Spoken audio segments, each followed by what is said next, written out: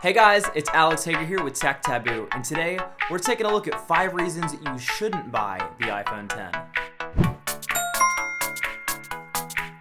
As many of you guys know, the iPhone 10 came out a couple months ago, and I'm going to talk about a couple of things I don't like. I'm also going to be doing a video of 5 reasons you should buy the iPhone 10, so stay tuned for that as well. But today, we're talking about what I would change with the iPhone 10. I didn't want to officially review this phone until I actually spent a lot of time with it because a phone is an object you use every single day.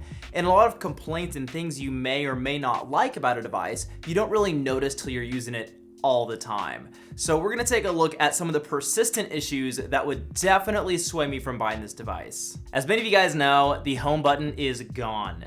And what that leads me to is multitasking. It is horrible. And while Face ID works incredible, not having a home button for certain gestures that you'd use naturally within iOS have just made it awful. If you want to switch apps, you have to first hold up and then switch over, instead of just being able to double tap and click the app that you want.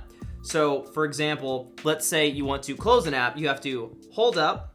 Once the app is there, you have to hold down on the app, and then you can either press the red arrow or swipe up as you would before. That's a lot of waiting, and sure, it's a first world problem, but I'm on my phone all day and I want it to work as fast as possible. It seems a little strange to me to be paying more and have a more updated phone for it to be slower. Even though I love new features, I'm all for making stuff faster, and unfortunately, this is not a step in the right direction. However, I have recently discovered with switching apps, you don't have to actually push up. You can also use the button to slide left and right. This feels a little bit unnatural, but it's nice to have a feature that makes this a little bit quicker. Now, the second thing I can't stand about the iPhone 10, I'm actually the only person I know who has this problem. So maybe nobody agrees with me on this, but I came from an iPhone 7, which I honestly loved. I really did like it. My battery life was starting to not be so hot, so I decided to make the jump. But a lot of times I've thought about going back, and the reason why is the size. Personally, I don't understand why anybody gets the Plus model. It's like the size of a Pop-Tart. It's huge. I'm all for being able to use my phone in one hand comfortably to swipe in and out of apps, message people. If I have to use 2 hands on the device, I am not a big fan. So let's say, yes, you do have to use 2 hands. That being said, the device is kind of small to use 2 hands because it's smaller than the Plus model, but it's definitely on the larger side for 1 hand. So if I wanted to, for example, go to Control Center, I would have to readjust my hand all the way up here and readjust back down here if I'm resting with my pinky, like I'm assuming most people do. I hear a lot of people saying that it's the perfect size, and I honestly couldn't disagree more. I feel like it's a painful hybrid in between where it's too big for 1 hand and too small for 2 hands. I feel like my opinion on this isn't really shared by anybody. It's just my personal gripe that I can't stand with the iPhone 10. The third thing I cannot stand about the iPhone 10 is the glass back. I've heard so many people saying how awesome it is to go back to a glass back, but I have no idea what they're talking about. I've heard they made this change as a requirement for wireless charging as it can't transmit through the metal. I just can't get on board with the glass back. It's so much heavier, first off. The thing I love about the iPhone 7, it's incredibly light. That all aluminum design, it's super light. You can hold it in your hands for hours. Some people are saying they like it heavier because it feels higher quality, and maybe I'm crazy for not sharing that opinion. The iPhone 10 is going to be 26.1% heavier than the iPhone 7, which I owned previously, which in reality is actually a pretty big difference. I noticed a huge weight increase, and it's incredibly annoying. And as you can see, there are fingerprints everywhere on the iPhone 10, which doesn't look great. And I don't think it looks any more premium. I thought the metal brushed aluminum look was awesome. It was lighter. I could hold it in my hand for longer periods of time.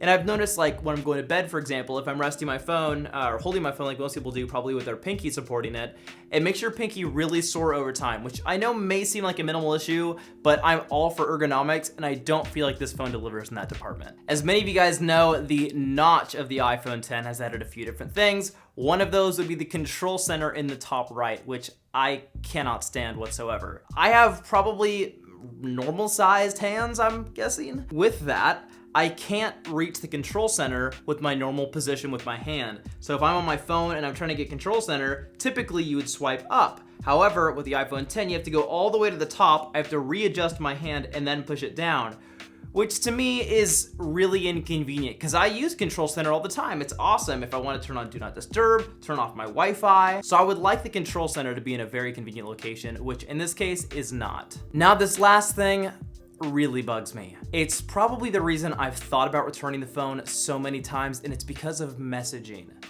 It's a disaster. If I were to message somebody, you now have a blank space at the bottom of your keyboard, which makes it really weird feeling and doesn't give you the same feel as a traditional iPhone. On top of that, with this iOS and this phone, I've had tons of issues where I will start typing and my keyboard will take up the text box so I can't see what I'm typing anymore or hit enter. When I try to reply to direct messages on Instagram, the messages get covered up and I have to reinstall the app over and over and over again because I keep experiencing this issue. And considering that's where I have most of my followers and I spend a lot of time on, I've actually thought about returning this phone. Now those are 5 things I cannot stand about the iPhone 10.